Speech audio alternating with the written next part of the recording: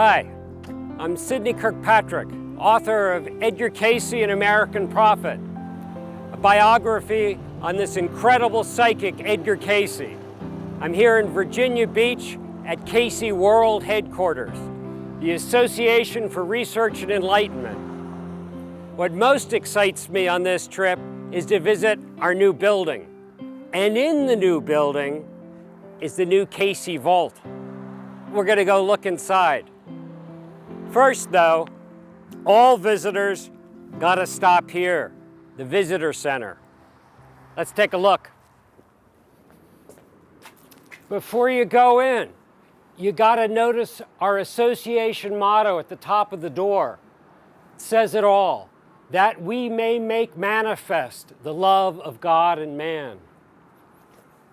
Note it. So we're in the Visitor Center. This is really the crossroads of the ARE. This, of the tens of thousands of people who come here, pass through our doors every year. This is where they all meet. Whether they're researchers, people coming to hear lectures, people going upstairs to meditate, it's all here. We have a bookstore behind me, fully outfitted, DVDs, books, research materials. Just a note, over here is one of our lecture rooms. We have lots of lecture rooms, and best of all, free lectures every day, 7 days a week. All you have to do is come in and look at the schedule, all kinds of topics. Our wonderful auditorium, an event nearly every weekend. We've had Deepak Chopra, Norman Shealy, all the big names come through here. Our point of contact, everybody coming in. We always have a volunteer at the desk. Hi, John. Hello, Sidney, how are you? And, they're trained to answer questions, point people in the right direction so you can find your way. Oh, there's so much stuff to see here. A great meditation room on the third floor, which we're not going to go to. All kinds of other great things. But what I really want to see, and it's you can't come to the beach without stopping by and paying homage to the couch that Edgar Cayce actually gave his readings on. So we're just going to look at that briefly. We'll just peek into the library, and then we're off to the vault, which is really where I want to go. Shh, we're in the library. This is a real treasure. This is, where most of the people who first come to visit Edgar Cayce World Headquarters drop anchor. The readings. They're open, available to everyone. Anyone who wants to come into the library, use the research, it's here. A sheer wall of Edgar Cayce's trance readings. They're all here. Important to work your way with the readings, the indexes. You need the indexes because you might be looking for particular topics. You can look them up here. Again, 10,000 topics covered in these readings. They're all indexed here. The Bible, Edgar Cayce, there's literally volumes of material on the creation of the Bible, the books of the Bible, understanding biblical characters. So we have a separate index just for the Bible readings. This just drives me nuts. These are the readings, the prophetic readings. Edgar Cayce's readings on prophecy. And actually, that's what Edgar Cayce is popularly known, in the tabloids. But, the prophecies, 2% of the actual volume of Edgar Cayce's readings. That wasn't the message. Edgar Cayce time and time again says, you make your own future by what you hold in your head and in your heart. You make your own future. That's what's important. The Edgar Cayce portraits are, just beautiful. Edgar Cayce himself, stenographer Gladys Davis. Can't forget Hugh Lynn Cayce, Edgar Cayce's eldest son, who built the very library we're standing in, who carried this work forward. Again, more indexes. These file drawers, alphabetically done. You can look, again, look up any our great metaphysical library. You know, you don't have to be interested in Edgar Cayce, but they have subjects on all kinds of metaphysics, astral projection, reincarnation, a one-of-a-kind library devoted entirely to parapsychology, all kinds of spiritual subjects. You know, there's so many cool places to look in this library. We're not going to get to look in them, but one place, if you're going to stop off in this library to look at, the Atlantis collection. The largest collection of books, materials, research studies on Atlantis and any place in the world, right here in Virginia Beach. Now, we're going to look in on the couch. The Cayce couch. You know, normally we have a barrier, so you know visitors aren't permitted to actually sit or touch the couch. But this morning I've got special dispensation. This is the actual couch where Edgar Cayce gave the vast majority of his readings. It worked like this. He'd sit down. He always took off his shoes. Shoes first. He'd loosen his collar, and he loosened his collar specifically because there was a lot of blood flow around his neck, and it had to have it open. And he would put himself into a very meditative, almost sleep-like state of mind. He would cross his arms over his stomach like this, and then he would concentrate. The idea was to go into this, you know, self-induced sleep-like state. And what's so interesting and why he needed a conductor who would sit right next to him would be looking specifically at those eyes, at those eyelashes. And when they saw the eyelashes begin to flutter, that was your window of opportunity to put the suggestion to Edgar. So he'd lay back like this, and then his eyelashes would begin to flutter, and that's when the suggestion would be given. And you could put almost any question you wanted to Edgar, and you'd get the answer. You know, that's what makes this work so incredible. You know, people would be asking about arthritis, about breast cancer, about the secrets of the universe, the secret of the Sphinx, Atlantis, you know, 10,000 subjects. And we got it all here. And those secrets are in the vault, which is where we're going next. We're on our way to the vault in the new education building.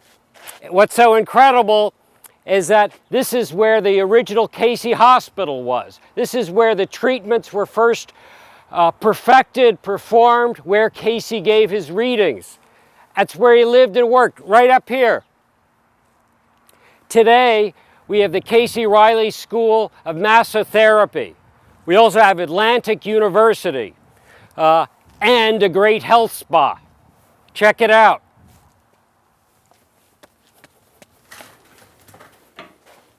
Almost there. We know we're in the vault area because Queen Nefertiti is here to greet us. King Tut's mother-in-law. She was a gift to Edgar Cayce from Louise Chisholm, who was a great friend of Edgar Cayce, great friend of the work, and a world traveler. She's particularly significant, important as a vault guard, simply because the contents, the treasures in this vault, aren't just about Edgar Cayce. They speak to ancient times, to biblical times, to Egyptian times when the pyramids were being built, to Atlantis. And actually, they go back much further to when man first incarnated on Earth. Come, let's take a look.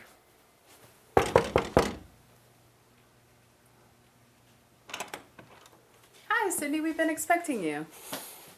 Thank you. How exciting it is to be here and see the new vault. We're excited to have you here today. Laura is our volunteer archivist for the morning. She, with other of our archivists, Karen Davis, Claire Gardner, are the gatekeepers. One of the things most people don't realize about our vault and our collection is that it's constantly growing. More and more research. We are, after all, the Association for Research and Enlightenment. Vaults in here. We're going to be examining some of the treasures right here. Edgar Cayce's desk, the actual desk he used in his office. I love it. Maybe if I sit here, some of his psychic energy will rub off.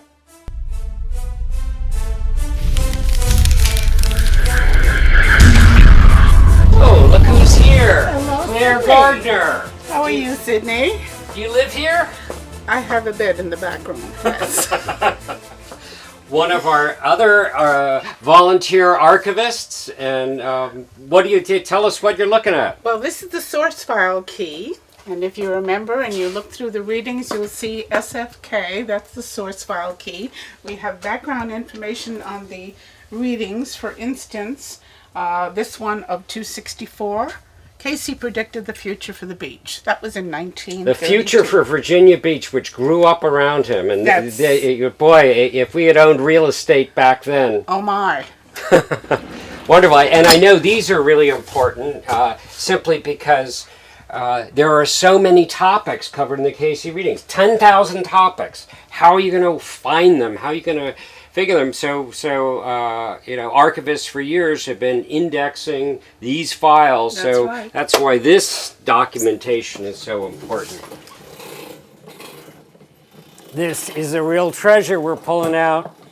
This is incredible. Isn't this interesting? Wow, I mean, this looks like something out of a mad scientist's lab. I love it. Yeah, this is called the Etheronic machine. And, it's material that came through trance readings. And we have so much of this kind of thing and that comes through in the readings. And this is one device, and its purpose was to help the user attune to the higher psychic vibrations.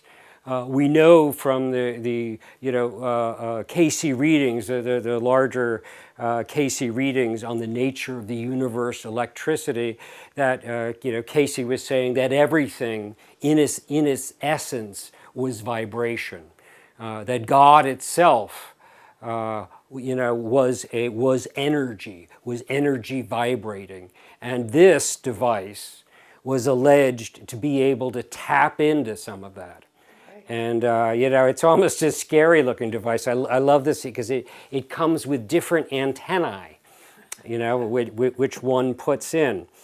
Don't ask me the science behind this because I couldn't begin to tell you. But I know one of the features, it has this wonderful, almost a secret little hidden drawer. And, look at its last user, maybe Edgar Cayce himself, left some treatment in this drawer. But you can put different things in this drawer, whether it's human hair or gold, silver, things that will help create a different vibration as the energies sort of flow up. And I know somehow or another you tune this. And as crazy as this device seems, there is so much technology today built around many of these same concepts that are going on here. Important, I think, is who got the readings that this device, the man who actually built this device from the readings is Mitchell Hastings. And, he is one of the most interesting people in the Cayce readings. And he was one of the rare people who was permitted to put Edgar Cayce himself into trance. And you get private readings. We know from the Cayce readings that Mitchell Hastings developed FM radio in combination with David Sarnoff at NBC.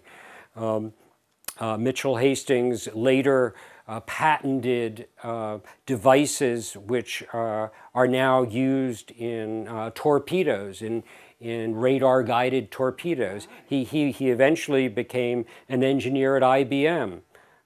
Isn't this incredible? Perhaps most incredible, according to the readings, this device could be used to help a person tap into the Akashic records. Yes. And we know about the Akashic records because that's the place the readings tell us that Edgar Cayce went to when he was in trance. And boy, wouldn't it be great, wouldn't it be incredible if we all had access to the Akashic records? Maybe the etheronic device will permit us. But I'm not going to plug it in and be the test subject.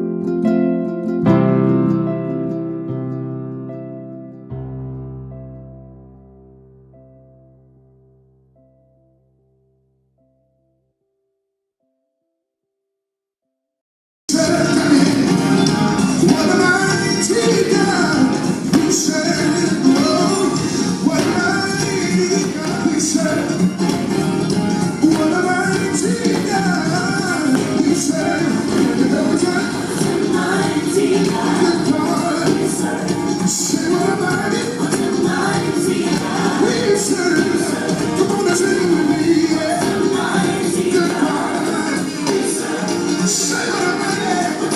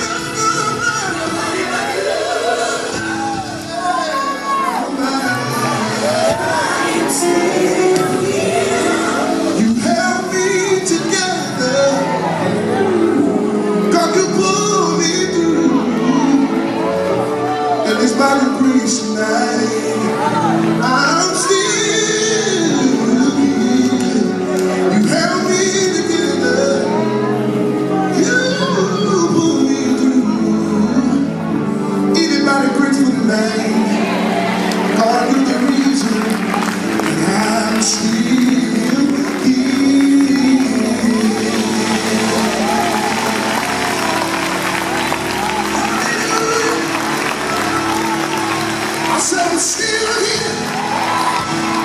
The devil thought he had me, but I'm still here. If it was up to me, I would have been dead a long time ago. But some kind of way, God rescued me right in the nick of time. And I'm grateful tonight. Come through. Say nobody but you. Nobody but you. Nobody but you. Nobody else. I'm still here. Say nobody but you. Nobody but you. Nobody but Jesus. Nobody but you. I'm still here. God, you held me together. God, you pulled me through. By your grace and your mercy, God, I'm still here. You held me together. God, you pulled me through. Yeah. Oh, I'm so glad. I'm thankful tonight. Anybody glad about it tonight? Should have been there a long time ago, but I'm grateful tonight, y'all. I'm still here. Come on, somebody praise him because you're still here. I said somebody praise him because you're still here. So you just testify to somebody and say, I made it. I've been through hell, but I made it. I had to cry, but I made it. I had to walk, but I made it.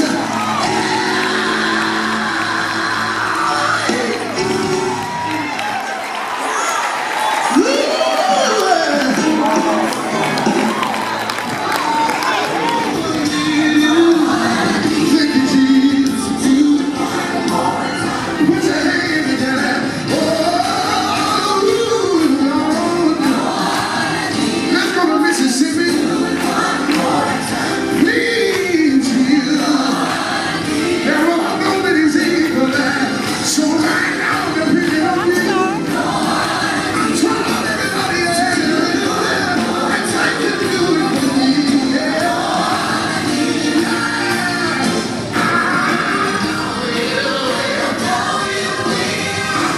There's a kid. Just like he did for mom. You, God is able. He did it for me. He'll do it for you. Wave your hands in the air.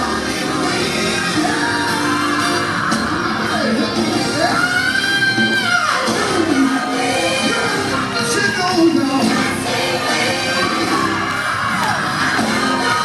He's always real till just when I feel it. He'll step right in.